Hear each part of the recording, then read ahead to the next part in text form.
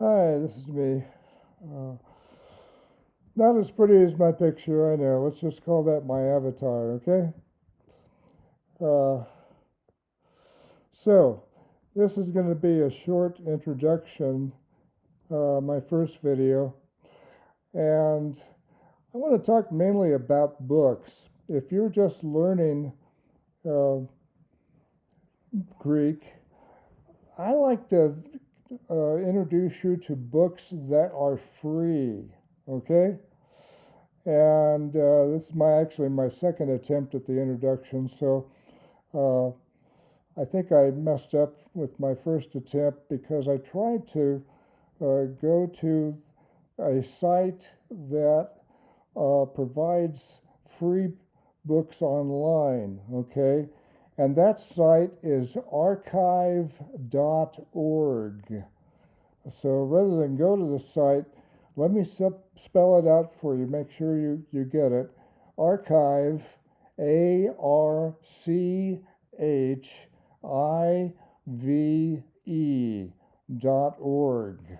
Okay, archive.org.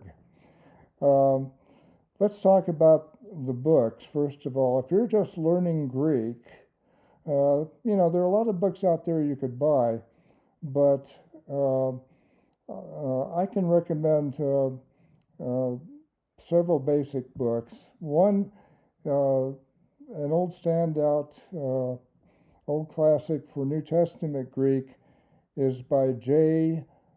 Gresham Machen. You may have heard of it already. Machen's, M-A-C-H-E-N, Machen's New Testament Beginning Greek. Very simple. And you can go online to archive.org and basically check it out. Log in, borrow it as long as you need it. And the only problem that it ever had, if it's really a problem, is that it didn't have exercises directly from the New Testament. I don't consider that an issue, really. I don't see why anybody would. Uh, but it's very reliable. There was another book, I won't mention the name, but its claim to fame was that it did have exercises directly from the New Testament, but it made a lot of mistakes, basically. Uh, it followed the 8 case system, supposedly, and the 8 case system is not a great way to go. I like the 5 case system because, and we'll get into that later maybe in another video. The 8 case system basically looks at cases the way they're written uh, in Greek, and that's a simpler way to go. Um, but Machen is very good, and again, it's free. I like that. I don't know why anybody would have a problem with a free book, and it's very reliable. Excuse me. Um, and if you want to cover all the bases, uh, get another free online book at archive.org by Chase and Phillips, first year Greek. Chase and Phillips, and you'll find that that's a classical Greek work, a classical Greek book. Now, you might wonder, wait a minute, I thought the New Testament was written in Koine Greek, New Testament Greek. Well, guess what? The New Testament is written in Attic Greek, believe it or not, as far as Greek dialects go. And there were several Greek dialects. Attic Greek, Doric Greek, Aeolic Greek, and Byzantine Greek later, but Byzantine Greek was basically Attic Greek, you know. Now, Attic, you're wondering what Attic is. Isn't that what I have at the top of my house? Unless you're like my house doesn't really have an attic. Uh, and yeah, it's spelled that way, but Attic Greek was a Greek of Athens. And It was a Greek that the Greek playwrights used, the Greek historians used, but it was also the Greek basically that the New Testament writers used. And some people don't like me talking about that, but I've read all the Greek from Homer all the way through the New Testament. I've read the tragedians, I've read the comics, Aristophanes, who actually is very funny, and I've read all the way through Byzantine Greek. And trust me, the New Testament was written in classical Greek, but in a simplified form. The difference between classical Greek, Attic Greek, and New Testament Greek was that the classical writers went to a great deal of trouble to arrange their Greek in a very, very carefully written form, what we call technically the periodic style.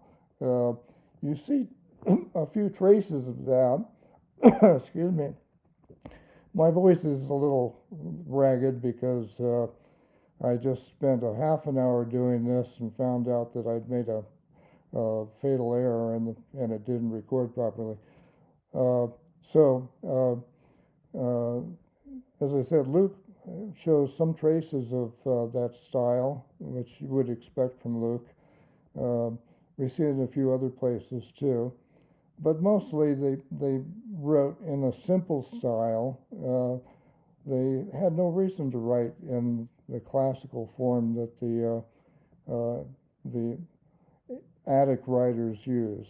So Koine Greek, as far as the dialect goes, is Attic Greek, classical Greek. And if you want to cover all the bases, which includes something we call the optative mood, for example, you'd have to find it sometimes in a classical Greek, beginning Greek. And one of the books that you can find, again, on archive.org is a beginning Greek by Chase and Phillips. There's also one by Crosby and Schaefer. And you can look up either one of those on archive.org. And those are classical Greek grammars, beginning Greek grammars, I should say. And you can look up and find out about the things that are missing from the New Testament beginning Greek grammars that you might find.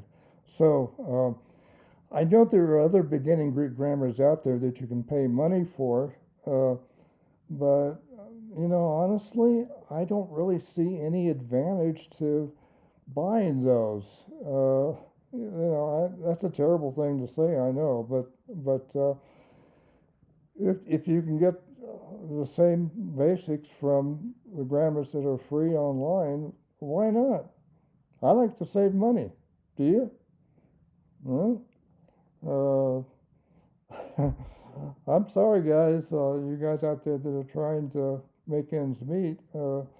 And if you want to buy a shiny new grammar with the paper jacket and all that kind of stuff, be my guest. Support your friendly local professor. I have no problem with that. But the freebies are there, and they are classics. And Greek language really hasn't changed much, the ancient Greek language.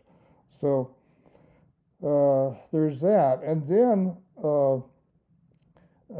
they're all bits and pieces from the advanced Greek grammars, and the best advanced Greek grammar of all time was written by Herbert Smyth, or Smith.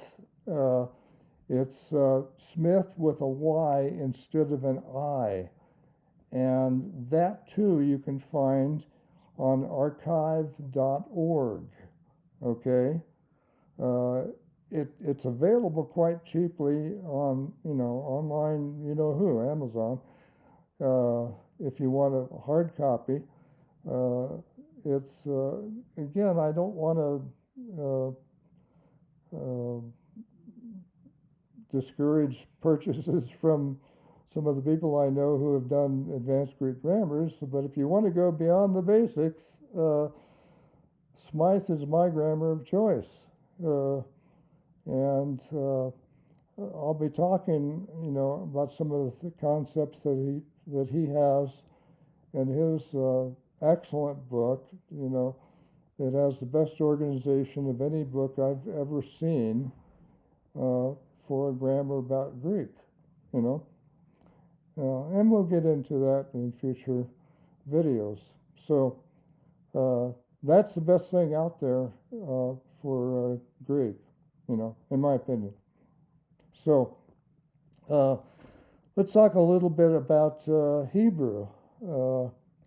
If you're learning Hebrew, I can, again, recommend cheap, equaling free sources for that. There's the book that I learned was beginning Hebrew Wine Green. Wine is in WEINGREEN, Wine Green. Another one that's probably equally good is Lambdin, LAMBDIN. I think both of those, again, are available for free on archive.org. And you can get more expensive sources, but, why not look them up first? So I go with that, and, give those a try if you're just learning Greek or Hebrew on your own. Now, don't tell me that you taught yourself Greek or you've taught yourself Hebrew or Aramaic when you go through that stuff and try to, learn that way. Nobody teaches themselves anything, all right? That's illogical, because that assumes that you knew it to begin with, It doesn't work that way. Only competent people who already know the languages can teach somebody else. So you're going to learn by trial and error, or by reading a book written by somebody who knew what they were doing, all right? And so you want good books. That's all there is to it. I've covered the beginning advanced books in Greek. I covered a couple of beginning books in Hebrew. Now, Aramaic is different. I think there's a beginning Aramaic book that I have. I can look that up for you, and I can talk about that later. It's probably available on archive.org too. For advanced Hebrew grammar, and I don't have one that I can think of for advanced Aramaic. For advanced Hebrew, the classic, of course, is Gesenius. Gesenius.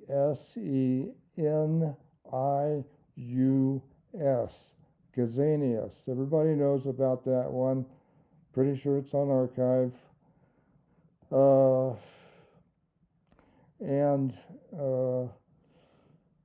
It's very reliable. Another one that I do have that is also on archive, I'll show you my paper copy here. It's by Davidson, and I will show you the title page. Here you go.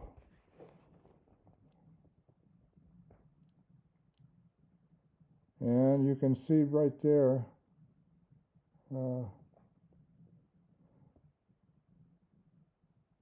he just called it Hebrew syntax. And he's got introductory Hebrew grammar at the top, but it's far from introductory. It goes beyond the basics.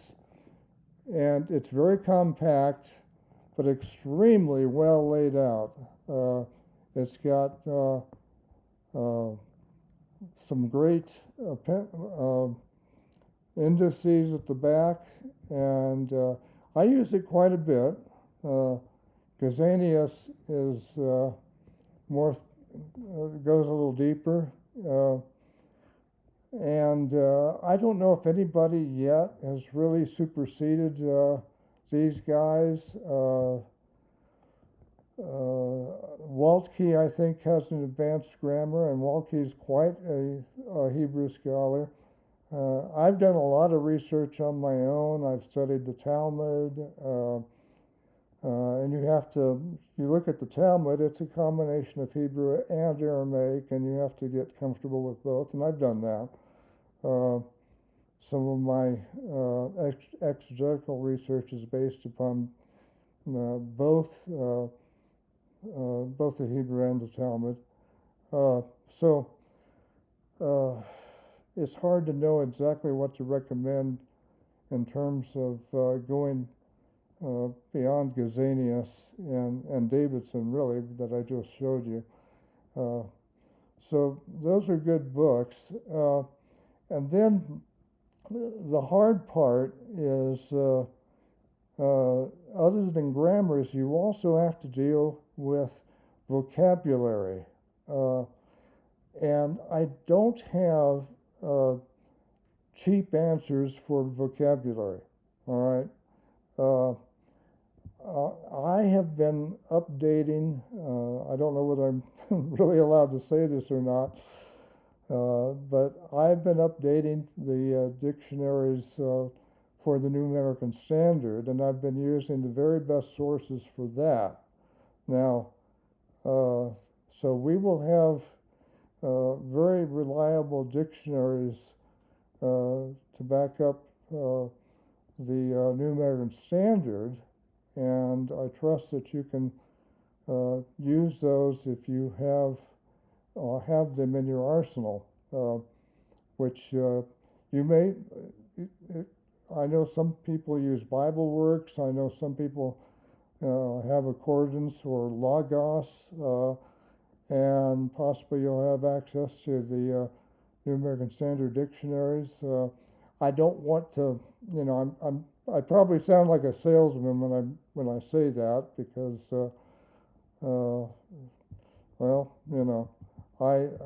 I am the senior translator I was for the New American Standard 95, and I am for the NASB 2020 as well. So maybe enough said about that. The dictionaries that I use heavily for the languages, for Greek is the short acronym is BDAG. Stands for Bauer, edited by Danker, and less recently Arndt and Gingrich. It's the standard New Testament lexicon, and for the Hebrew and Aramaic, the most recent one that is complete at any rate goes by the acronym HALET, Hebrew and Aramaic Lexicon of the Old Testament, edited by Kaler and Baumgartner. The older one, which we had to use, of course, for the 95 NASB, was by Brown, Driver, and Briggs, and that was okay for its time, but it's been updated and superseded by HALET, so that's what we use. Lexicons are great. They're not the last word on anything, and the best lexicons cite their sources, which if you're at my level as a translator, you investigate those sources now and then. You don't just take the lexicon's word for it. you realize that the lexicon is done by researchers who are like commentators. They investigate stuff and they give you their opinions about word meanings. So you look into that, and often you research as the sources they're citing and decide whether you agree with their opinions or not. And that's what we do sometimes. So, but if you want the best lexical sources, those are the two best complete lexical sources that are available today, all right, for the New Testament and for the Old Testament. Those are the best available. Let's see. What haven't I covered?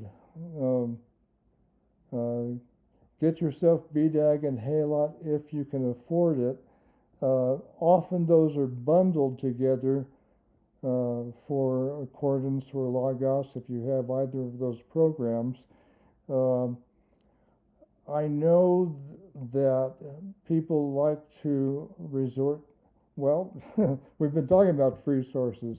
I know people like to resort to whatever freely available, and Strong's Concordance and definitions are freely available. Obviously, concordance is a concordance, and there's no question about the citations there. But to be honest, Strong's definitions are way outdated. You cannot trust them. All right, and if you can get a good deal on a bundle of Halot for the old OT and BDAG for the new, and you can afford it, I recommend that.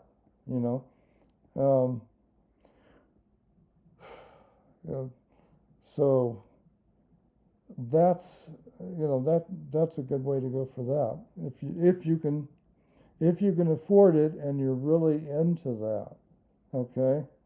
For the NASB 2020, I can honestly tell you that we used those sources, researched them whenever we had a question about their choices, and did translations based on them and on their sources as we followed up on that, So take that into consideration. Now, looking ahead, I'm going to be talking about what we did for the Old Testament and for the New Testament in terms of using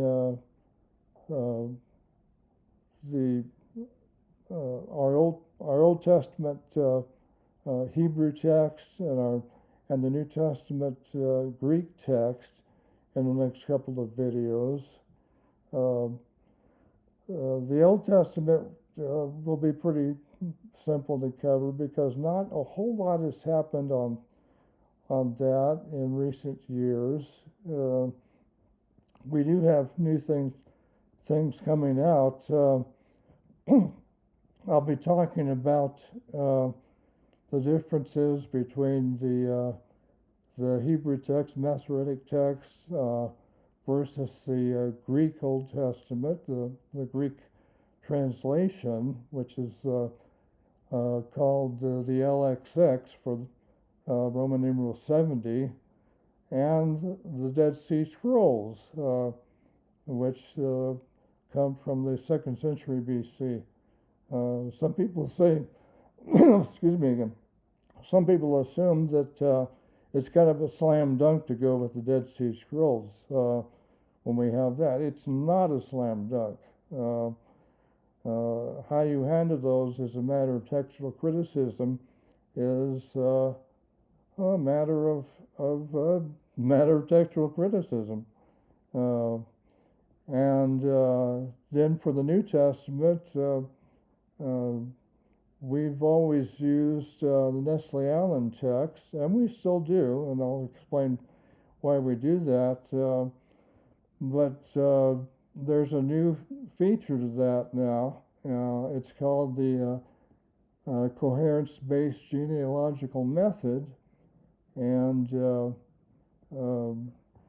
the text that is built on that, we've been dealing with that as it's come out, and I'll be discussing that in a new video that I'll be uploading. So, I haven't covered everything probably, but I hope I've covered enough to whet your appetite for future videos, and I look forward to sharing all that with you. Thanks very much.